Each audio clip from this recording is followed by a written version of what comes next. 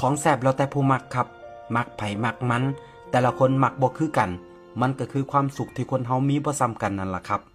บางคนมีความสุขที่ได้กินอาหารหรูๆแพงๆวิวหลักแสนหลักล้านแต่บางคนแค่ได้กินข้าวฝีมืออีพ่ออีแม่ได้กินข้าวน้ำทงน้ำนาแนวกินเก่าๆที่อีพ่ออีแม่พากินมันก็สุขใจแล้วครับ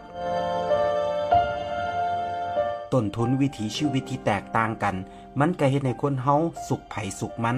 ว่ากันบ่ได้เฮาถูกเลี้ยงมาจากแนวกินแบบใดเฮาก็มักอันนั้นบ่แปลกหรอกครับบ่แปลกที่แนวกินบ้านเฮาสิซ่อนความทรงจำความผูกพันไว้ในนั้นกินไปคิดฮอดบ้านไปคิดพอสมัยแต่กี้แต่ก่อนคิดฮอดตอนออกไปหามาอยากมากินเฮาเคยผูกพันกับแนวกินอันใดไปอยู่ไกลบ่ได้กินคือเก่าเฮาก็อยากหวน